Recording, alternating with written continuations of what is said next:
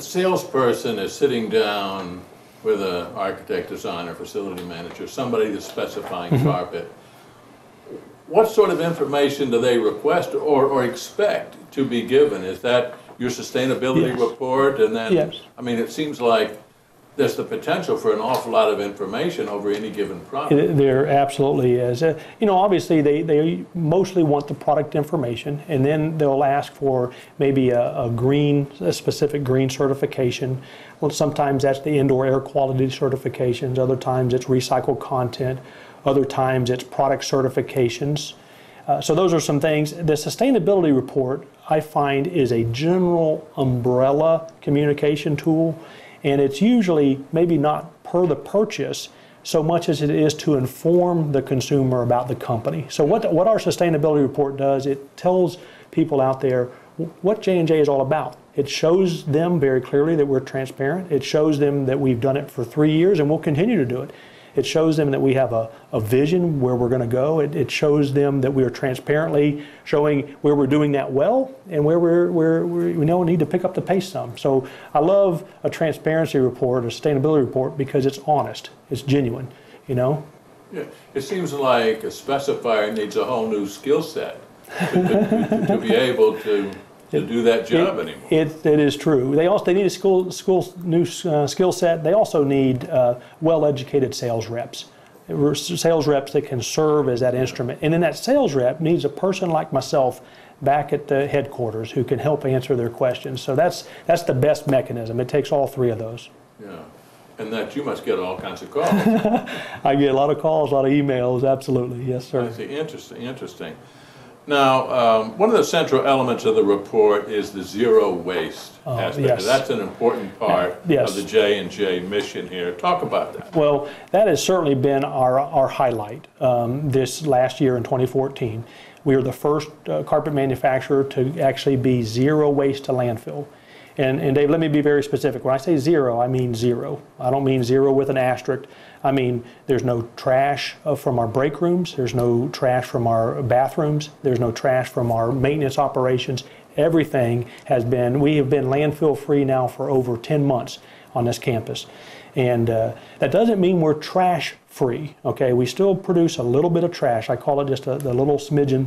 And that little bit of material that we have been unable to recycle in traditional means, we are now, rather than burying it forever, we're taking it with our partner over in Huntsville, Alabama, called Covanta, and they are recouping the energy from it, recovering the energy. And so that's, if you will, I like to think of it as squeezing the last little bit of good out of that waste. Now, we're not stopping there. Our goal long term is to be zero waste. But today, right now, in 2014 and 2015, we are zero landfill, which is the first step along the way. And it is certainly our highlight of our report. Now, that's pretty unusual for a carpet producer, it would seem to me. It is very unusual, so unusual that we're the first to do it.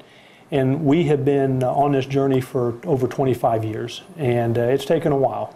So the 2014 was a great year for us. Now, as I can recall, there's a massive amount of old carpet buried somewhere in this area. There is. Are they still adding to that? They are still adding to that. What you're referring to is the monofill at the Dalton Whitfield landfill, and it is good that they chose to monofill it with just carpet. There was some visioning there, but we haven't yet come up with the processes. And when I say we, I mean the industry as a whole, collectively, come up with the processes where we can mine that. But I'm convinced we're going to sit here 10 years from now or 20 years from now, and we will be mining that monofill. I'm relatively certain. And haven't from time to time somebody comes up with an idea, I think we can use this for X. Yes. And then they try it, and evidently those haven't panned out. But someday, I don't know how much is in there, but it's got to be an awful lot. I have heard that number. I would be ineffective at quoting it right now, but it is an awful lot. Yes, it is. My personal opinion is that it might first start out with some type of energy recovery, and then as we get smarter at mining it, we'll learn to do other things with it. That's just my opinion. Now, talk about energy recovery. I can remember in a conversation back several years that some thought that obviously is on the lower end of of reuse. Sure. But it still has value, and I think it serves a purpose. Talk about that and answer some of those. Well, that's a great question. Energy recovery does play a role. I call it an enabler. Let me give you a for instance. European countries have long since been doing energy recovery and reduced landfill, largely because they're a much smaller continent with a much larger population. So they have proven over the decades that increased energy recovery also increases recycle rate. And so it's an enabler. And so what energy recovery is, it is the lowest tier of recycling. The first one is to reduce, then to reuse, and then finally to genuinely recycle. Some people would call that downcycling maybe. And then the fourth would be, recovering the energy. Obviously, the one below that would be landfilling it. And in essence, you're burying it, in all honesty, forever.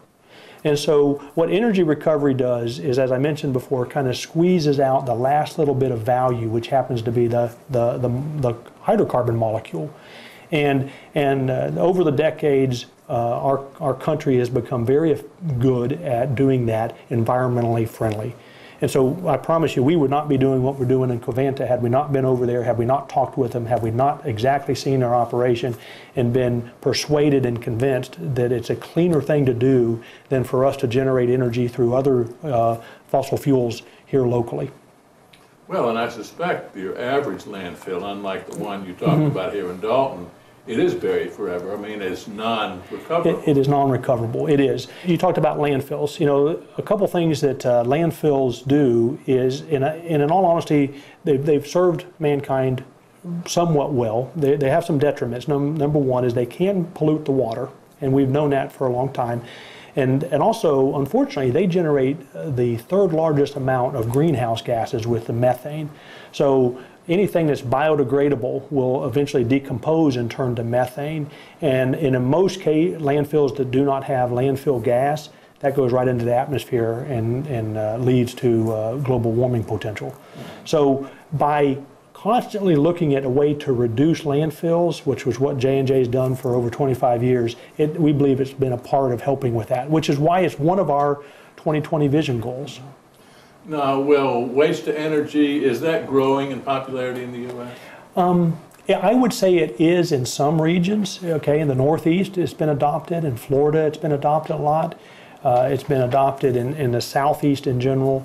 I would say a lot of times waste energy is not seen as favorably on the West Coast, and it's just a different mindset of different people around the country. And each has their right to look at it one way or the other. As a chemical engineer, I'm very comfortable and very confident that it's a safe way of transitioning and enabling further recycling. Well, it seems to me also that it does set the chain, I won't call it a distribution chain, whatever a negative distribution chain would be, but it does set up collection and processing and so on for someday to have it used in some other way. You are exactly right, and that's exactly what Europe has found over the last decades. It has been an enabler.